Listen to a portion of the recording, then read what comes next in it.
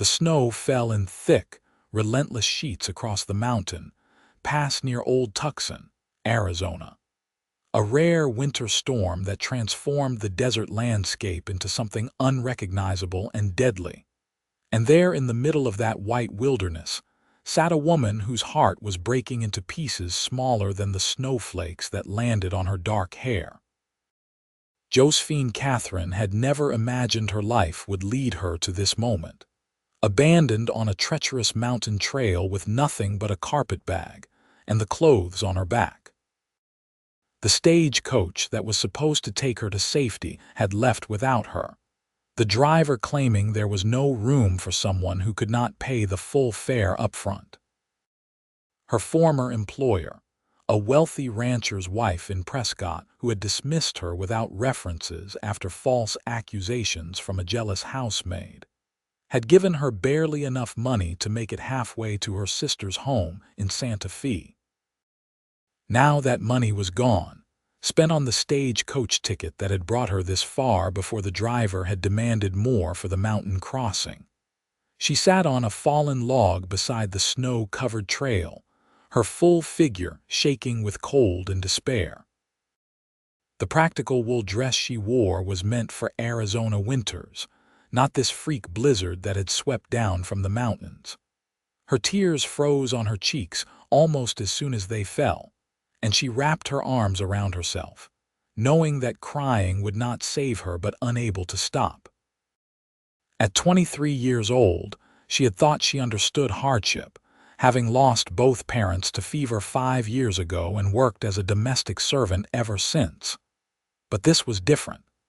This was the kind of cold that seeped into your bones and made you wonder if you would ever feel warm again. The sound of hoofbeats cutting through the snow was so unexpected that at first Josephine thought she was imagining it. She looked up through the curtain of white to see a rider approaching, his broad-shouldered form outlined against the storm. He sat tall in the saddle despite the weather, and as he drew closer, she could make out more details. He wore a heavy sheepskin coat and a wide-brimmed hat pulled low against the snow, and he rode with the easy confidence of a man who had spent his entire life on horseback. "Madam." His voice was deep and concerned as he reined in his horse beside her. "What in God's name are you doing out here alone?" Josephine tried to answer, but her teeth were chattering so hard she could barely form words. The cowboy dismounted in one fluid motion, his boots crunching in the fresh snow as he approached her. When he crouched down in front of her, she saw that he was perhaps 26 or 27, with strong features weathered by sun and wind, and eyes the color of warm honey that held genuine worry. "I was left behind," she managed to say through her tears. "The stagecoach. I could not pay enough, and they just left me here." "Those bastards," he said quietly, and the genuine anger in his voice made something in her chest tighten. He reached out with gloved hands and gently wiped the frozen tears from her cheeks, his touch surprisingly tender despite the roughness of the leather. "Cry no more tonight. I have got you now, and I am not leaving you out here to freeze." His name was Colton Stevens, and he was a horse wrangler who had been returning to his small ranch outside Old Tucson when the storm had caught him in the mountains. He told her this as he helped her onto his horse, then swung up behind her, wrapping his coat around both of them as much as possible. The warmth of his body against her back was startling after the brutal cold, and Josephine found herself leaning into it without thinking. "There is a line cabin about 2 miles from here," he said, his breath warm against her ear as he urged the horse forward. "It belongs to the ranch I work with sometimes. We can shelter there until the storm passes." "I have no money to pay you," Josephine said, her voice small. "I cannot afford lodging or passage or anything. I am completely without means. Did I ask for money?" Colton's voice was firm but not unkind. A man who would leave a woman to die over a few dollars does not deserve to call himself a man. Now hold on tight.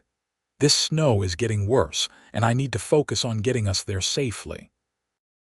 The ride to the line cabin seemed to take hours, though it was probably less than one. The wind howled around them, and the snow fell so thickly that Josephine could barely see beyond the horse's ears. She felt Colton's arms around her, steady and strong as he guided the horse through the storm, and she marveled that a complete stranger would risk his life for hers without hesitation.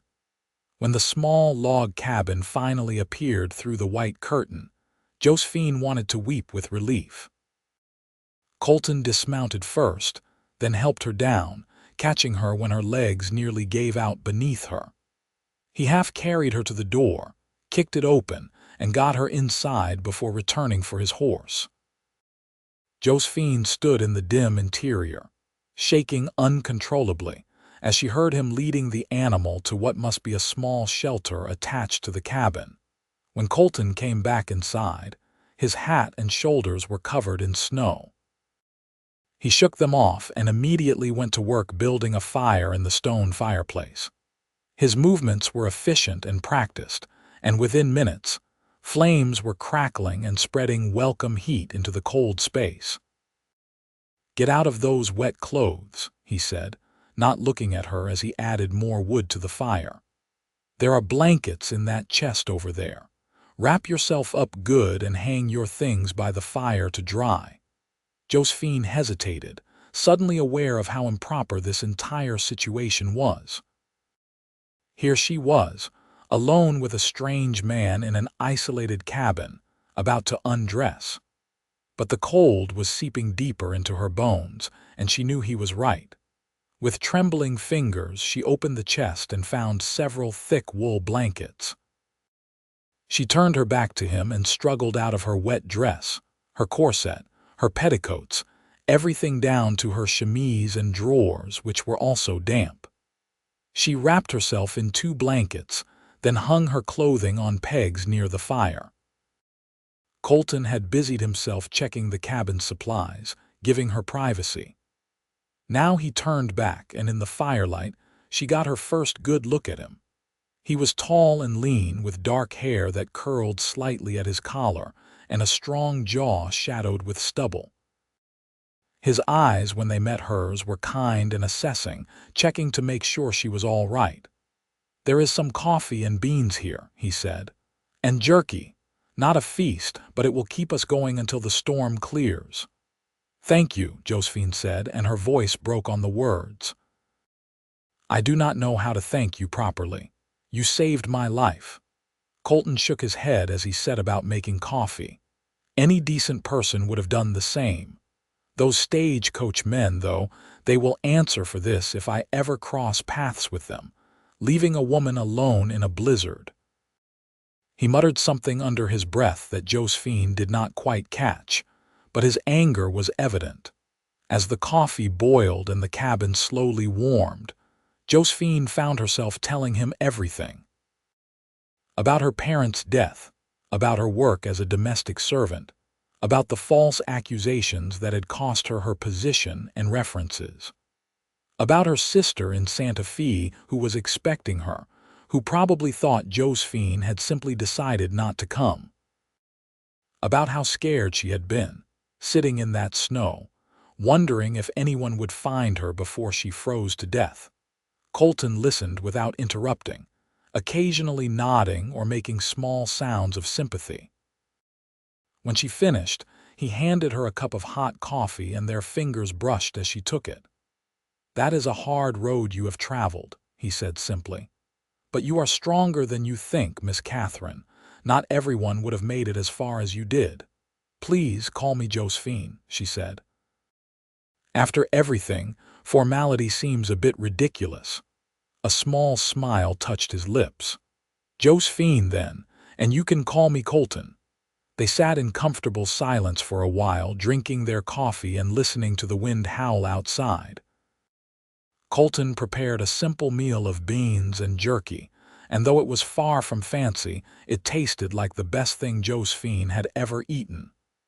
As they ate, he told her about himself. He had grown up on a ranch in Texas, the youngest of 4 brothers. When his parents had died, the ranch had gone to the oldest brother, as was customary, and Colton had struck out on his own. He had worked as a cowboy, a horse wrangler, and a ranch hand all over the Southwest, eventually saving enough to buy a small piece of land outside Old Tucson. "It is not much yet," he said, a note of pride in his voice. 50 acres and a small house I built myself, but I have got good water and decent grazing, and I am building up a herd of horses, breaking and training them, selling them to ranches and the army. It is hard work, but it is mine, you know, not working for someone else's dream, but building my own." Josephine heard the passion in his voice and felt a pang of envy.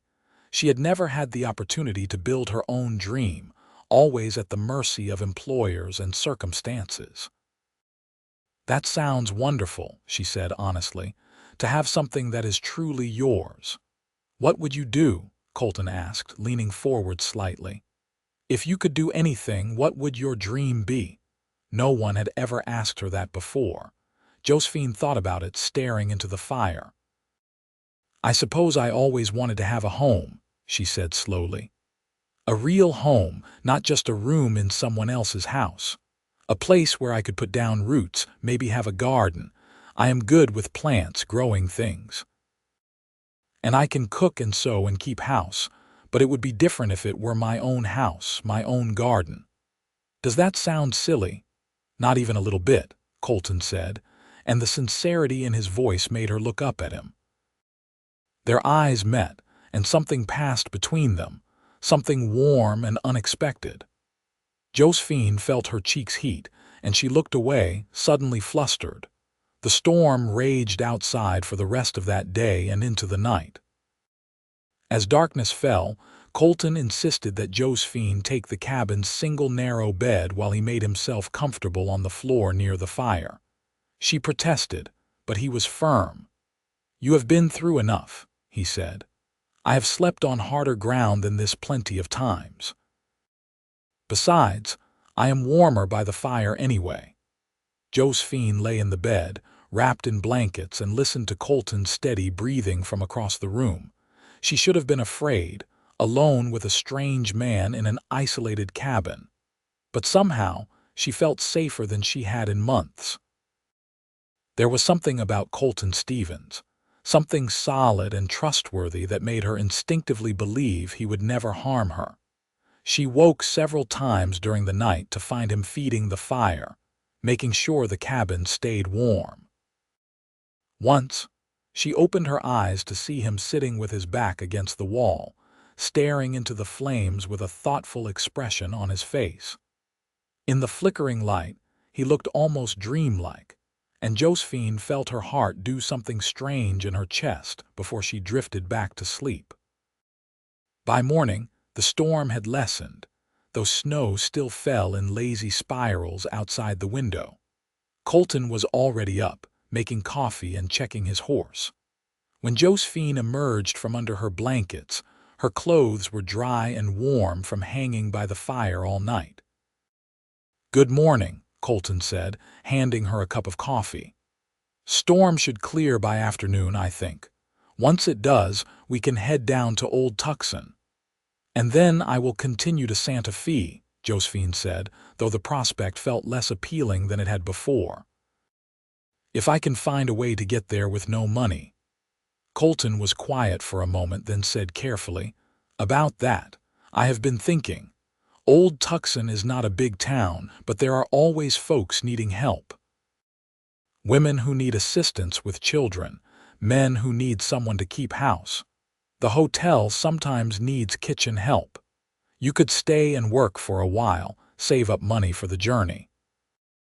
Or I could write to my sister, have her send money for my passage," Josephine said, though the idea of asking for help again made her feel ill. Her sister was married to a shopkeeper who was not wealthy, and they already had 3 children to feed. "That too," Colton agreed. "But either way, you would need a place to stay in Old Tucson, and as it happens, my place has a spare room. It was supposed to be for ranch hands eventually, but right now it is just sitting empty. Josephine stared at him. You are offering me a place to stay. Just until you get on your feet, Colton said quickly. I am not suggesting anything improper. You would have your own room, your own space. And before you worry about propriety, my nearest neighbor is a widow woman named Mrs. Harriet Sullivan, who watches everything that happens on my land like a hawk. She would chaperone whether we wanted her to or not. Despite everything, Josephine laughed. It felt good to laugh after so much fear and sadness. A built-in chaperone. The nosiest woman in Arizona territory, Colton confirmed with a grin. But she has a good heart. She would probably take you under her wing, help you find work in town. It was a risk, trusting this stranger, but what choice did she have? And more than that, something in her wanted to stay, wanted to know more about this man who had appeared out of a blizzard and wiped away her tears. All right, she said softly. I will stay at least for a little while, but I will pay you back for your kindness, I promise. I am not keeping track, Colton said, but his smile was warm and genuine, reaching all the way to his eyes. They left the line cabin when the snow finally stopped falling around midday.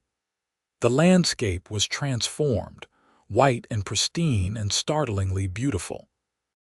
Colton helped Josephine onto his horse again, and they made their way carefully down the mountain trails. This time, in daylight and without the desperate fear, Josephine was more aware of everything. The strength of Colton's arms around her, the steady rhythm of the horse beneath them, the way he would occasionally point out landmarks and tell her about the area. Old Tucson appeared in the valley below, a small collection of adobe buildings and wooden structures that looked like something out of a dream against the snow. Smoke rose from chimneys, and Josephine could see people moving about, clearing snow and going about their business. Colton's ranch was about 3 miles outside of town, a modest spread with a small house, a barn and several corrals.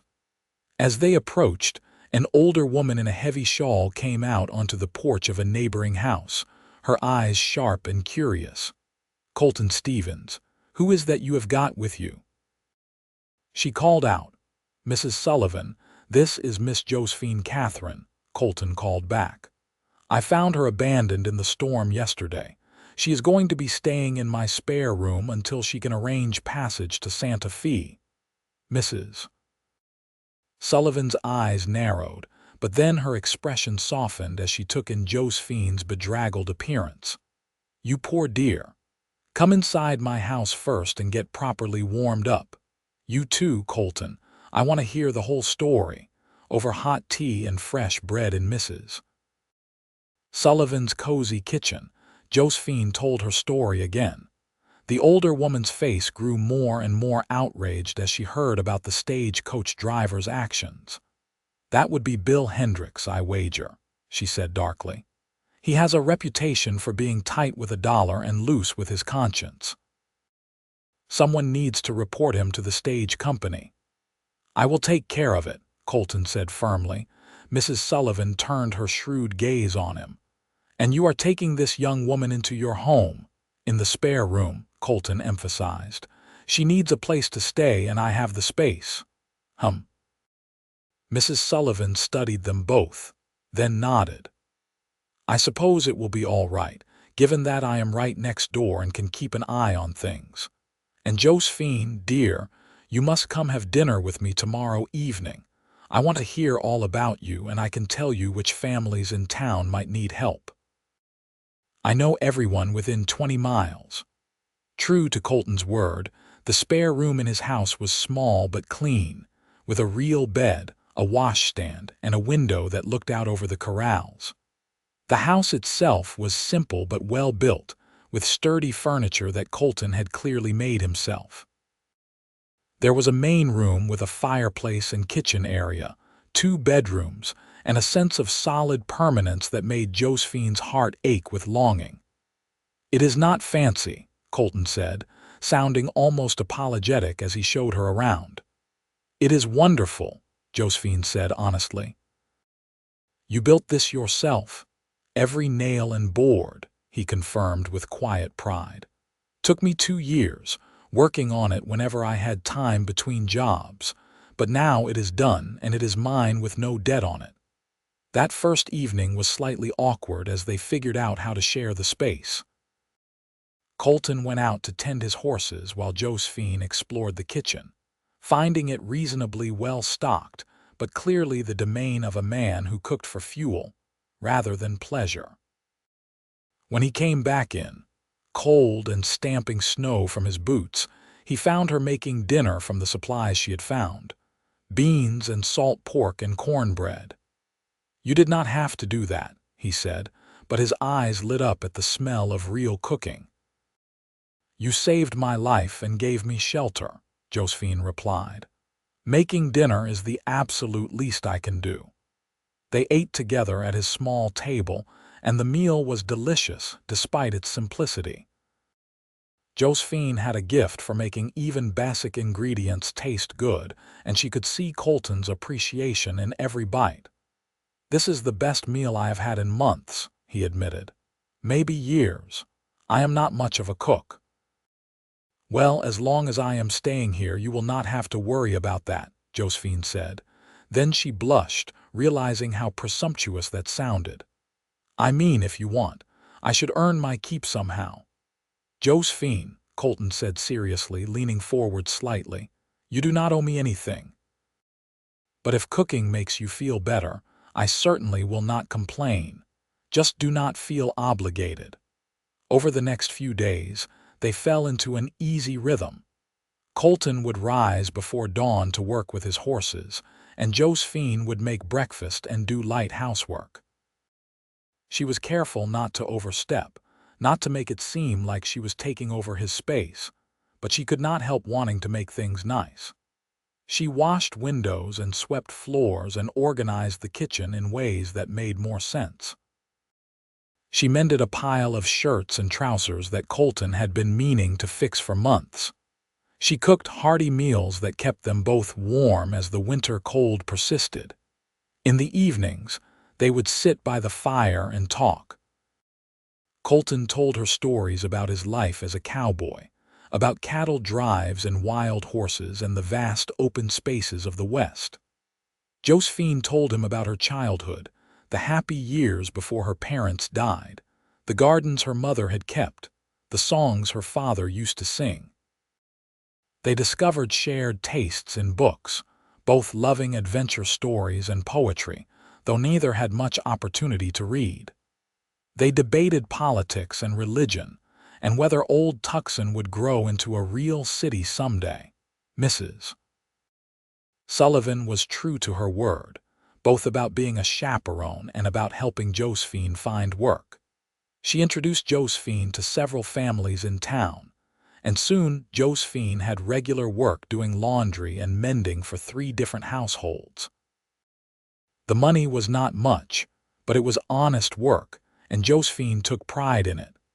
But as the days turned into weeks, Josephine found herself thinking less and less about Santa Fe. Her sister's letters, when they finally arrived, were loving but distracted, full of her own family's concerns. There was an invitation to visit, of course, but not the urgent welcome Josephine had hoped for. And meanwhile, Old Tucson was starting to feel like home, or rather, Colton's ranch was starting to feel like home. She loved the quiet mornings when she could hear him working with the horses, the sound of his voice as he talked to them in low, soothing tones. She loved coming back from town to find him waiting, his face lighting up when he saw her. She loved their evening conversations, the way he listened to her opinions like they mattered, the way he made her laugh with dry observations about his neighbors. She was falling in love with him. She realized one afternoon as she watched him work with a young horse in the corral. He moved with such confidence and grace, patient and firm as he taught the animal to accept a saddle. And when he looked up and saw her watching, The smile he gave her was so warm and genuine that her heart seemed to skip a beat. The problem was, she had no idea how he felt about her. He was unfailingly kind and respectful, but he never crossed the line into anything more familiar. He had never tried to kiss her or even hold her hand. Sometimes, she would catch him looking at her with an expression she could not quite read, but he always looked away before she could interpret it. It was Mrs. Sullivan who finally addressed the elephant in the room. Josephine had come over for tea one chilly February afternoon, and the older woman had studied her with those sharp eyes before speaking. "You are in love with him," she said bluntly. Josephine nearly dropped her teacup. "I do not know what you mean. Do not play coy with me, girl. I have eyes. The way you look at Colton, the way your whole face lights up when he comes into a room, you are head over heels, and honestly, I cannot blame you. He is a good man." Josephine felt tears prick her eyes. "It does not matter how I feel. He does not think of me that way. I am just a burden he took on out of kindness." "Oh, honey." Mrs. Sullivan reached across and patted her hand.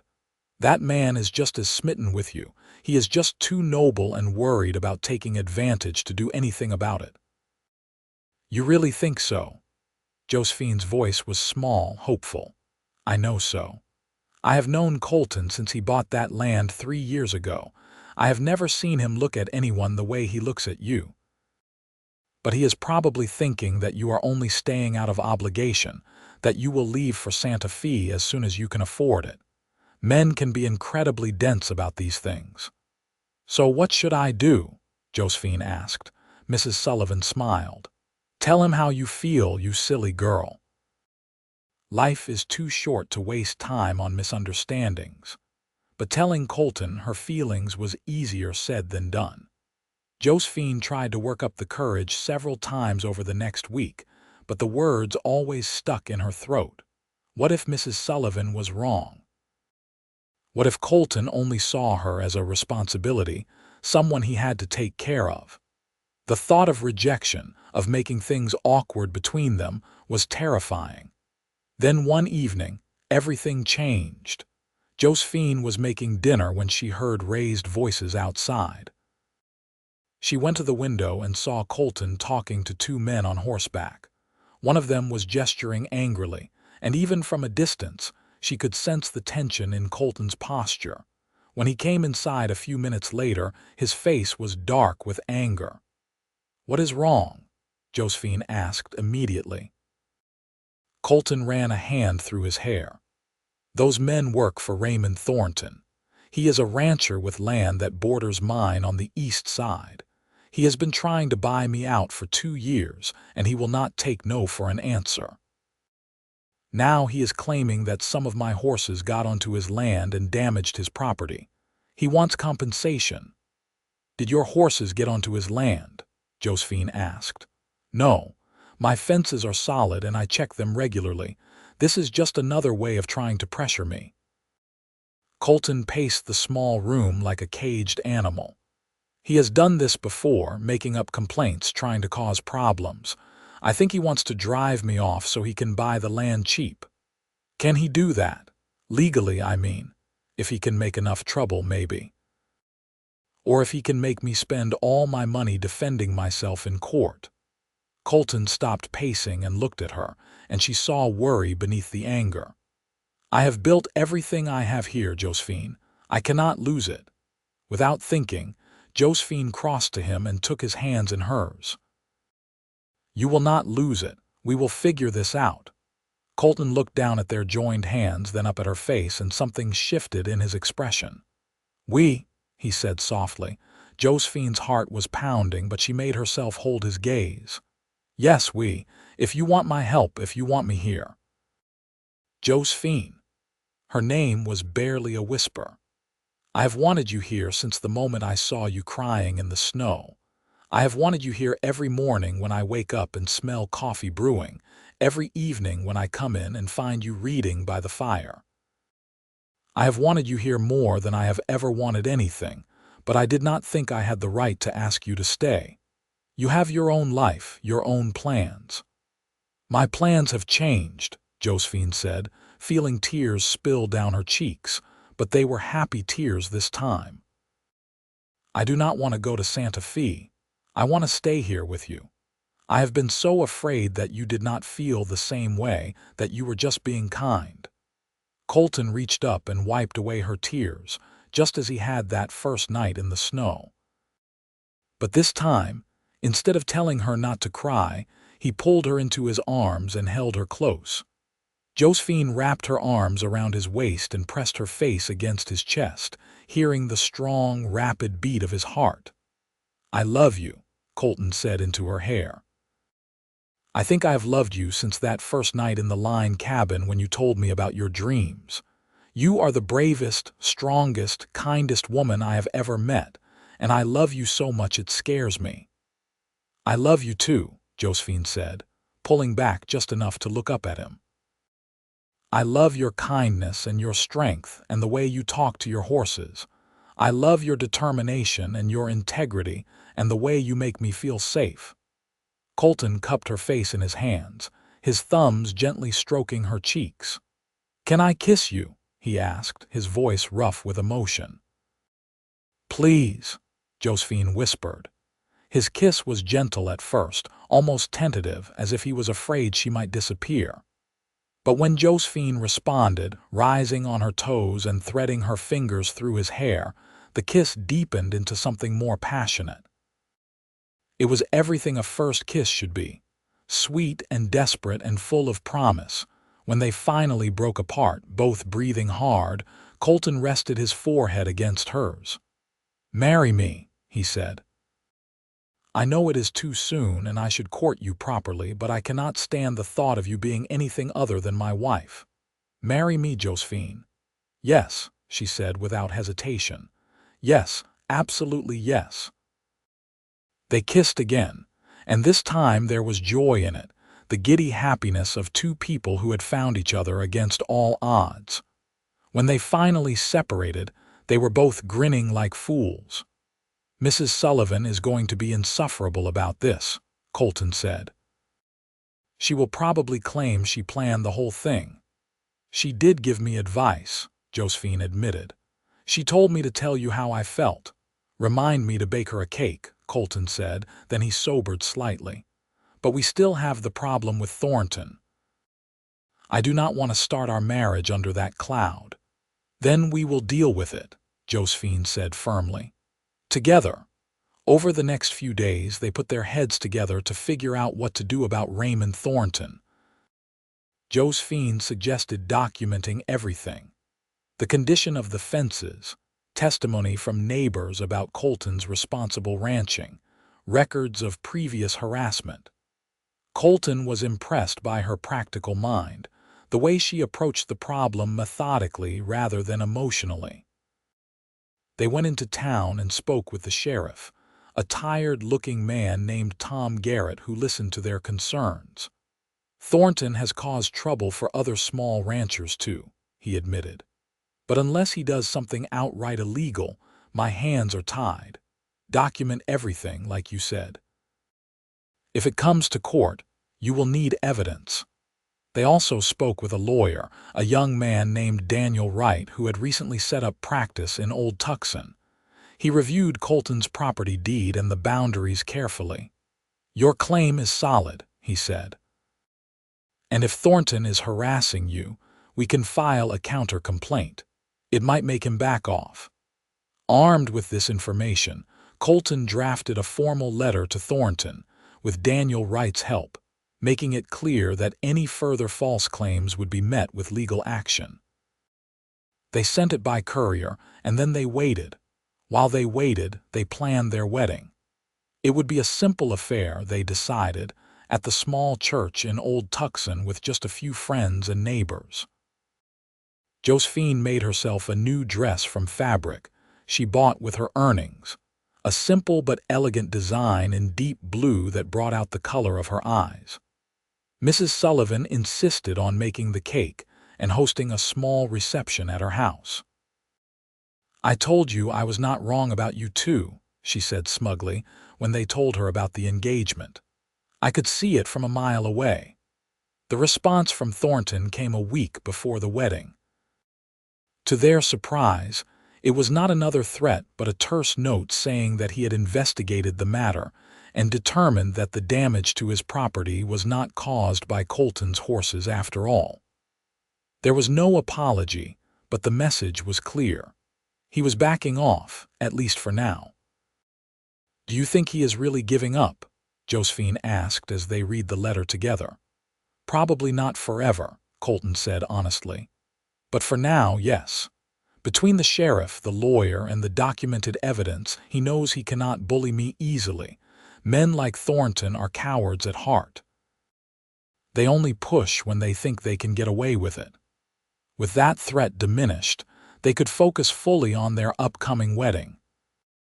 Colton's brothers could not make the journey from Texas on such short notice, but he wrote to them with the news, and their return letters were full of congratulations and ribbing about him being the first of them to settle down.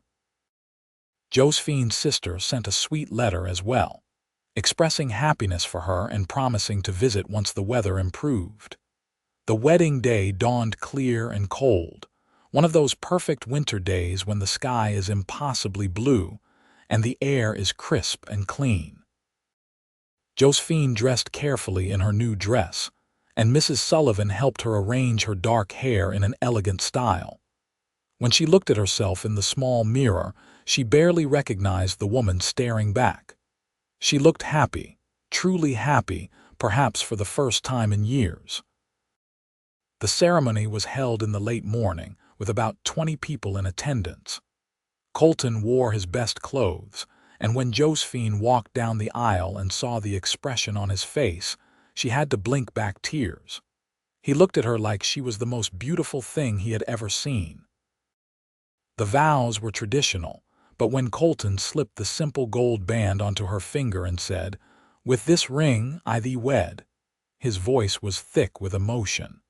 And when the preacher pronounced them husband and wife, the kiss they shared was chaste but full of promise. The reception at Mrs. Sullivan's house was a lively affair. There was food and drink and music from a fiddler who lived in town. Josephine was introduced to so many people that she could barely keep track of all the names, but everyone was warm and welcoming. She danced with Colton, moving together in the small, cleared space in Mrs. Sullivan's parlor, and it felt like they were the only two people in the world. "Happy, Mrs. Stevens," Colton murmured in her ear as they swayed to the music. "Happier than I ever imagined possible," Josephine replied, and she meant it with her whole heart. They left the reception in the late afternoon, riding back to the ranch together on Colton's horse, just as they had that first day. But this time, there was no fear or uncertainty, only joy and anticipation. When they arrived home, Colton insisted on carrying her over the threshold, and they both laughed as he nearly hit her head on the door frame. That night, in the privacy of their home, they came together as husband and wife. Colton was gentle and patient, mindful that this was Josephine's first time, and when they finally lay tangled together in the darkness, she felt complete in a way she had never experienced before. "I love you," she whispered, tracing patterns on his chest. "I love you more than words can say," Colton replied, pressing a kiss to the top of her head. "Thank you for taking a chance on a cowboy you found in a snowstorm. Thank you for wiping away my tears," Josephine said, "and for giving me a home and a future I never dreamed I could have." As winter slowly gave way to spring, Josephine settled fully into her new life. The ranch became truly theirs, not just Colton's place where she was staying. She planted a garden as soon as the ground thawed, putting in vegetables and herbs and a few flowers. She tended it lovingly, finding deep satisfaction in watching things grow under her care. Colton's horse business was doing well, and word of his skill as a trainer was spreading through the territory. He started getting more customers, ranchers and soldiers, and even a few wealthy men from back east who wanted reliable mounts. The extra income meant they could make improvements to the property. A bigger barn, more secure fencing, even a small addition to the house.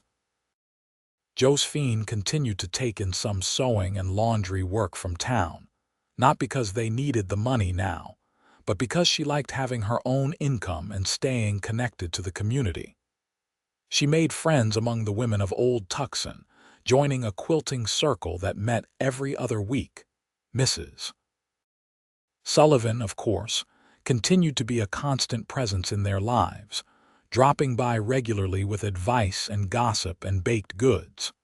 She had become like a mother to both of them, filling a void that had existed since they had lost their own parents.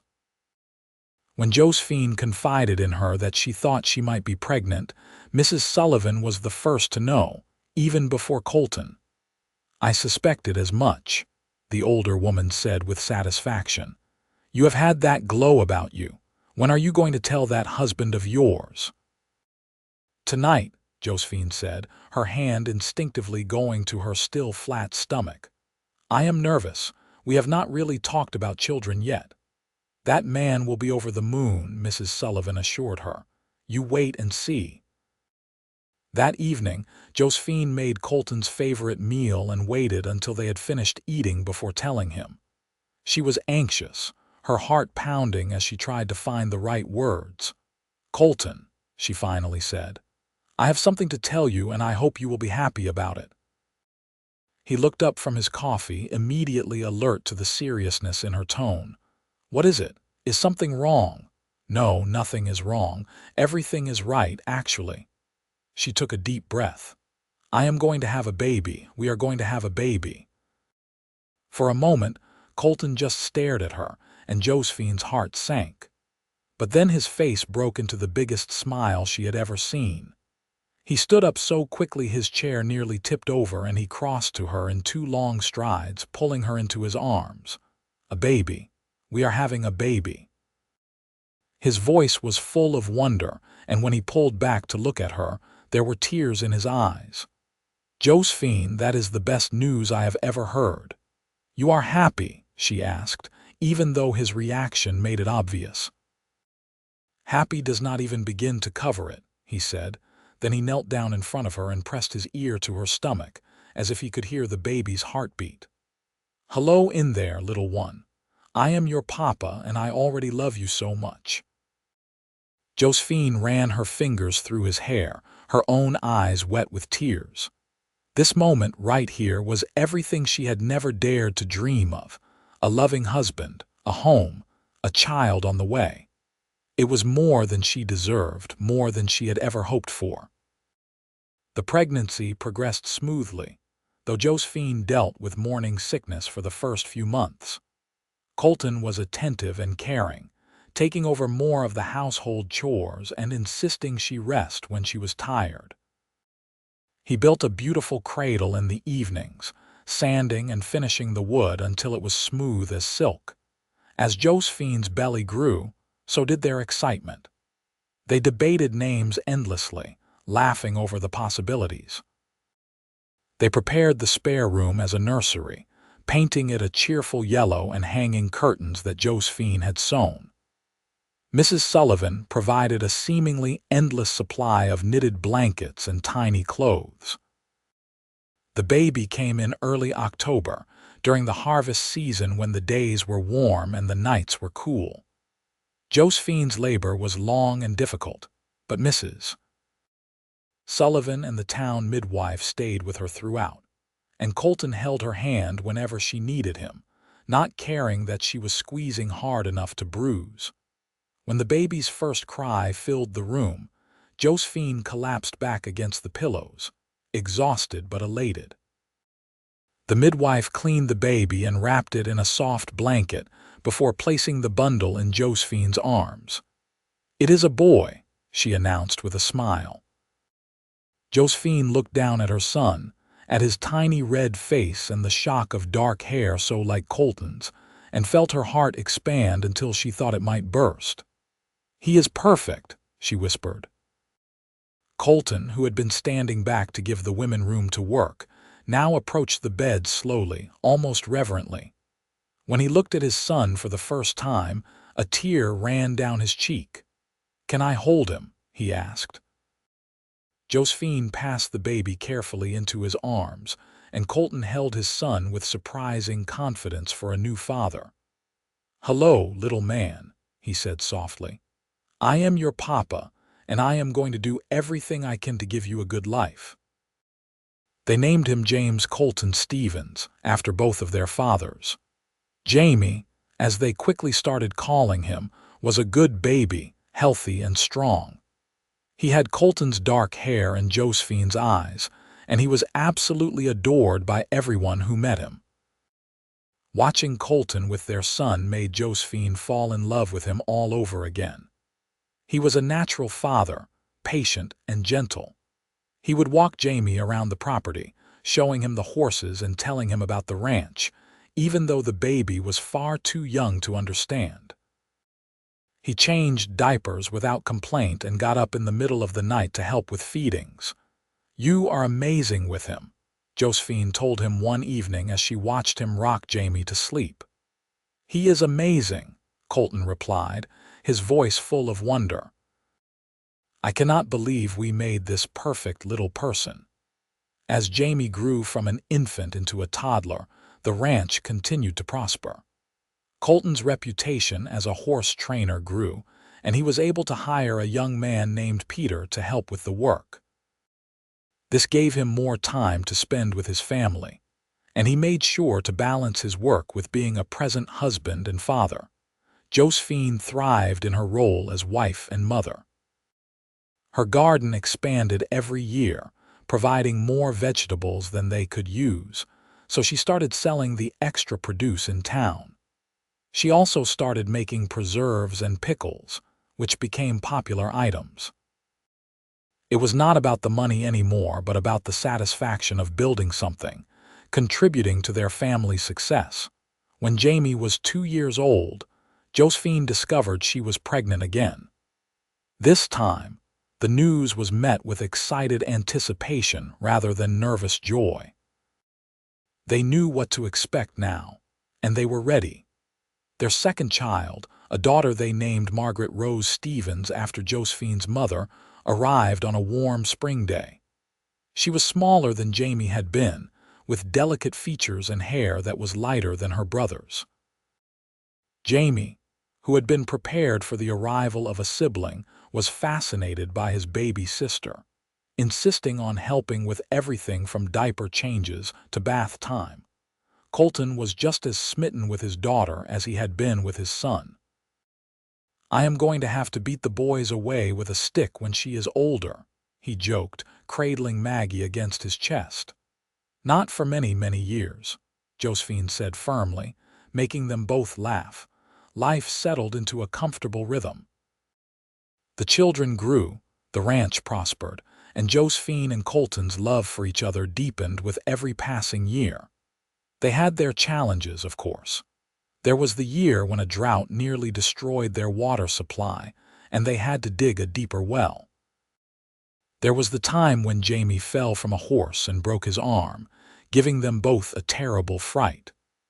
There was the ongoing occasional harassment from Raymond Thornton, though it never escalated beyond annoying letters and vague threats. But through it all, they faced everything together. They had built a partnership as well as a marriage, supporting each other through difficulties and celebrating each other's successes. They made sure to take time for each other, even with young children in the house. They would sit together on the porch in the evenings after the children were asleep, holding hands and watching the sun set over the land they had built together.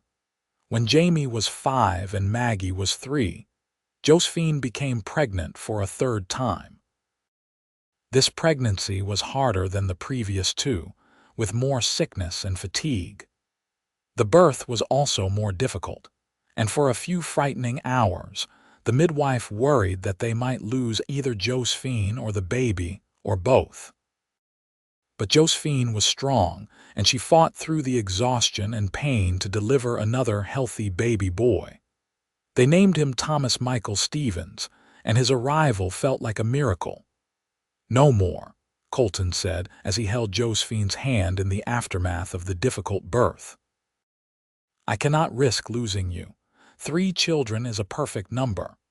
Josephine, exhausted but relieved, agreed. 3 is perfect," she whispered. Tommy, as they called him, was the most energetic of their children, always moving, always curious. He kept them on their toes, and more than once Josephine found him in places he absolutely should not be, like the top of the corral fence or inside the chicken coop. As the children grew, the house seemed to shrink, so Colton built another addition, creating more bedrooms and a larger common area. The ranch had expanded too, with more acres purchased from a neighbor who was moving back east, and more horses than they had ever thought possible. Josephine's garden had become legendary in Old Tucson. She grew not just vegetables but also flowers and herbs, creating a beautiful space that was both productive and peaceful. She taught Maggie about plants and growing things, passing on the knowledge her own mother had given her.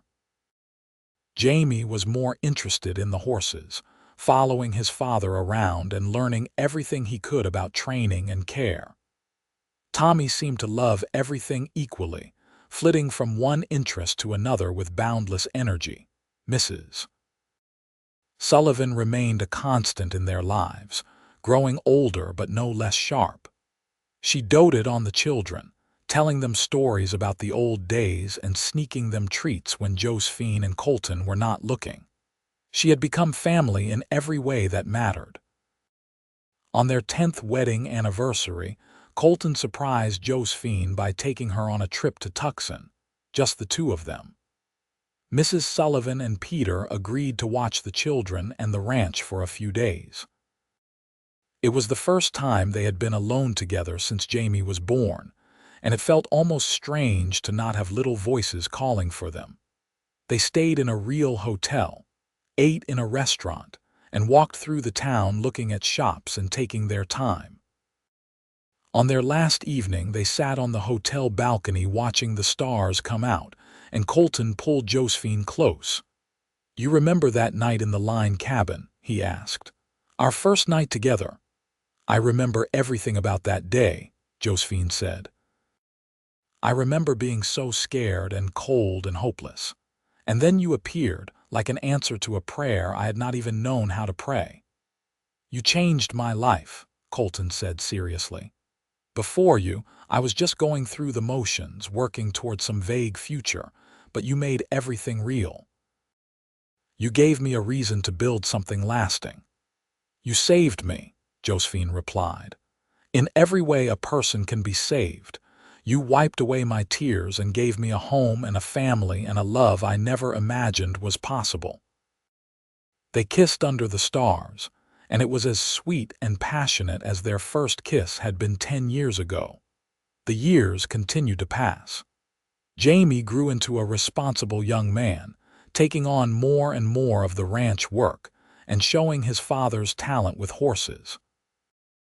Maggie developed her mother's gift for growing things and also showed an aptitude for numbers, helping Josephine keep the ranch's accounts. Tommy eventually focused his energy on learning blacksmithing, apprenticing with the smithy in Old Tucson, and showing real skill at the forge. Josephine and Colton grew older together, their hair showing threads of silver, their faces lined with the marks of a life well lived. But their love never diminished. If anything, it grew stronger, tempered by shared experiences and deepened by time. They celebrated milestones together. Jamie's wedding to a sweet young woman named Anna from town, Maggie's decision to become a teacher, Tommy's opening of his own blacksmith shop. They became grandparents when Jamie and Anna welcomed a daughter and then a son. Watching Colton with his grandchildren, seeing the same gentleness and patience he had shown their own children, made Josephine's heart full. Mrs. Sullivan passed away peacefully in her sleep when she was 85, and they mourned her deeply. She had been their friend, their advisor, their surrogate mother. They buried her in the small cemetery outside Old Tucson, and Josephine made sure fresh flowers were always on her grave. Raymond Thornton, the rancher who had caused them trouble so long ago, eventually lost his own ranch through bad business decisions and drinking. Colton heard about it through town gossip, but felt no satisfaction, only a kind of sadness for a man who had wasted his life on bitterness and greed. The ranch that Colton had started with 50 acres, and a dream grew to over 300 acres, one of the most successful horse operations in the territory. But to Colton and Josephine, the real measure of success was not in acres or horses or money. It was in the family they had built, the love they shared, the life they had created together. On a warm summer evening when Josephine was 50 and Colton was 53, they sat on their porch watching the sunset. Their children were grown and gone, building their own lives, though they visited often. The house was quiet in a way it had not been for decades. "You ever think about that day I found you in the snow?" Colton asked, holding her hand. "Sometimes," Josephine admitted. "It feels like a lifetime ago, like it happened to different people." "In a way it did," Colton said. "We have both changed so much, grown so much." "But some things have not changed," Josephine said, squeezing his hand. "I still love you as much as I did the day I married you, maybe more." "Definitely more," Colton said with a smile. "Love like ours does not stay the same. It grows and deepens and becomes something richer over time." They sat in comfortable silence for a while, watching the sky turn from gold to pink to purple. The ranch spread out before them, a testament to their hard work and determination. Somewhere in the barn, horses nickered softly. The garden, now mostly tended by a young woman they had hired, showed the last blooms of summer flowers. "We built a good life," Josephine said softly. "We built a beautiful life," Colton corrected. "And we did it together." As the stars began to appear in the darkening sky, Josephine thought about the journey that had brought her here. The loss and hardship, the fear and uncertainty, the moment when she had been left crying in the snow with no hope left. And then Colton had appeared, wiping away her tears and offering her not just rescue but a future. She thought about all the years since then, all the joys and sorrows, all the ordinary moments that had added up to an extraordinary life. She thought about their children and grandchildren, the legacy they were leaving behind. She thought about the love that had sustained them through everything, the love that had started with a simple act of kindness on a snowy mountain trail. "What are you thinking about?" Colton asked, noticing her contemplative expression. "I am thinking about how grateful I am," Josephine said. "For you, for our family, for every single day we have had together. I am thinking about how lucky I am that you found me that day." "I am the lucky one," Colton said firmly. "You could have gone to Santa Fe, you could have chosen a different path. But you stayed, and you built this life with me, and that is the greatest gift I have ever received." They leaned into each other, two people who had become so intertwined over the years that it was hard to tell where one ended and the other began. As the last light faded from the sky and the stars grew bright overhead, they sat together in perfect contentment, knowing that whatever time they had left would be spent just like this, together in love, grateful for every moment. The story of how they met, the curvy girl crying in the snow and the cowboy who had wiped away her tears and told her to cry no more, had become a family legend. Their grandchildren loved to hear it, and Josephine and Colton never tired of telling it. Because it was not just a story about how they met. It was a story about kindness and courage, about taking chances and building something from nothing. It was a story about love in its truest form, love that saves, love that heals, love that endures. As the years went on, Colton and Josephine continued to share their life together. slowing down as their bodies aged, but never losing the connection that had formed on that snowy day so long ago. They celebrated 50 years of marriage surrounded by their children, grandchildren, and even a few great-grandchildren. It was a joyous occasion, held at the ranch with tables laden with food and music filling the air. During the celebration, Jamie stood up to make a toast. Now a mature man with his own family, he looked at his parents with obvious love and respect. "I want to thank my parents for showing us what real love looks like," he said, his voice carrying across the gathered crowd. "They have been an example to all of us of what it means to build a life together, to face challenges together, to never give up on each other. Dad found Mom when she needed help most, and they have spent every day since then taking care of each other. That is what marriage should be, and we are all blessed to have witnessed it." There was applause and cheers, and Josephine found herself crying again, but these were tears of joy. Colton pulled her close and kissed her forehead, and she heard him whisper, "Cry no more tonight, my love. We have everything we need right here." When Colton was 75, he fell ill with a fever that the doctor could not quite identify. For several terrifying weeks, Josephine sat by his bedside, holding his hand and refusing to leave. The children took turns staying with them, helping care for their father and supporting their mother. Josephine barely slept, too afraid that if she closed her eyes, Colton would slip away. But Colton was strong, and he fought his way back to health. When he finally opened his eyes and smiled at her, Josephine burst into tears of relief. "I am not going anywhere yet," he said weakly. "We still have more sunsets to watch together." And they did. Colton recovered fully, though he moved a bit slower afterward. They both knew they were living on borrowed time now, but they made the most of every day. They took walks around the property, remembering all the things that had happened in different spots. They told stories to their grandchildren and great-grandchildren, passing on their history and values. They held hands and watched the sun set, just as they had done for decades. Josephine passed away peacefully at the age of 78 in her sleep, with Colton lying beside her. He woke in the morning to find her gone, and though he was devastated, he also felt a sense of gratitude that she had not suffered, that she had simply drifted away in the comfort of their home. The funeral was attended by what seemed like half the territory.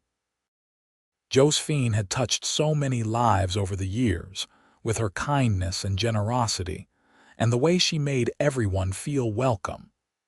Colton stood at her grave, supported by his children, and spoke about the woman who had changed his life. "I found her crying in the snow over 50 years ago," he said, his voice breaking with emotion. "She was lost and scared and alone. I wiped away her tears and told her to cry no more. But the truth is, she saved me just as much as I saved her. She gave me purpose and love and a family. She made me a better man, and I will carry her in my heart until the day I join her again." Colton lived for 3 more years after Josephine's death. He spent that time with his family, teaching his grandchildren about horses and life, and keeping Josephine's garden thriving as a tribute to her memory. He would talk to her sometimes, as if she were still there beside him, telling her about his day and how the children were doing. When Colton finally passed away at the age of 81, it was also peaceful, in his sleep. The family found him in his favorite chair on the porch, facing west toward the sunset, with a slight smile on his face. They liked to think that Josephine had come to take him home. They buried him beside Josephine in the cemetery outside Old Tucson, under a headstone that read Colton Stevens, beloved husband, father, and grandfather. He wiped away tears and built a legacy of love. The ranch passed to Jamie, who continued to run it with the same care and dedication his father had shown, passing those values on to his own children. The story of Colton and Josephine Stevens lived on in the family for generations.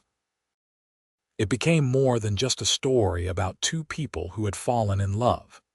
It became a reminder that kindness matters, that taking a chance on someone can change everything, that love can grow from the smallest seed into something magnificent and enduring. Their great-great-grandchildren would eventually stand in that same spot where Josephine had sat crying in the snow so many years before, now marked with a small plaque the family had placed there. They would hear the story of the curvy girl who was left behind and the cowboy who saved her, and they would understand that they existed because of a single act of compassion on a snowy winter day. The ranch itself became a landmark, the Stevens Ranch, known throughout Arizona for its quality horses and its rich history. But more than that, it was known as a place built on love, a testament to what two people could create when they chose each other every single day. And sometimes, on winter evenings when the snow fell rare and beautiful across the Arizona landscape, people swore they could see two figures on the porch of the old ranch house, sitting close together and watching the sunset, their love eternal and unbreakable, a beacon of hope for anyone who had ever felt lost and alone. The story reminded everyone who heard it that sometimes the worst moments of our lives lead us to the best, that rescue can come from unexpected places, and that true love, once found, lasts not just a lifetime but forever. The legacy of Colton and Josephine Stevens was not just in the land they had worked or the children they had raised, but in the example they had set. They had shown that love is a choice made every day, through good times and bad. They had demonstrated that building a life together requires patience, compromise, and unwavering commitment. They had proven that sometimes the most profound love stories begin in the most unexpected ways. Their grandchildren and great-grandchildren would gather on anniversaries and holidays, sharing meals and memories at the ranch that had been the center of their family for generations. They would walk through Josephine's garden, still maintained and expanded over the years, and remember the woman who had started it all with a few seeds and a dream. They would watch the horses in the corrals, descendants of the animals Colton had trained so carefully, and remember the man who had built something lasting from nothing. And they would tell the story again and again, the story that never got old, the story that defined their family. The curvy girl left crying in the snow, the cowboy who wiped her tears and said, "Cry no more tonight." The love that had bloomed from that moment of kindness, the life they had built together against all odds. It was a story that reminded them all that no matter how dark things seemed, no matter how lost they felt, there was always hope. There was always the possibility that around the next corner, over the next hill, through the next storm, someone might be waiting who would change everything. Someone who would wipe away the tears and offer not just comfort, but a future. The Stevens Ranch stood as a monument to that hope, to that love, to that simple truth that had guided Colton and Josephine throughout their lives together. That the greatest treasures in life are not things but people, not possessions but relationships, not what we achieve alone but what we build together. And so the story ends where it began, in the snow and cold of an Arizona winter, but instead of despair, there is hope. Instead of abandonment, there is rescue. Instead of tears, there is love. The curvy girl who was left crying in the snow found not just a cowboy to save her that night, but a partner, a love, a life beyond anything she had imagined. And the cowboy who wiped away her tears found not just someone to rescue, but the other half of his heart, the person who would make his house a home and his life complete. Their story, passed down through generations, continued to inspire long after they were gone. A reminder that love is the most powerful force in the world, capable of transforming lives, building families, and creating legacies that last forever. In the end, that was the true measure of Colton and Josephine Stevens. Not the ranch they built or the land they owned, but the love they shared and the family they created. A love story for the ages that began with tears in the snow and ended with an eternity together, proving that sometimes the most beautiful journeys begin with a single act of kindness and the courage to stay when you could have left.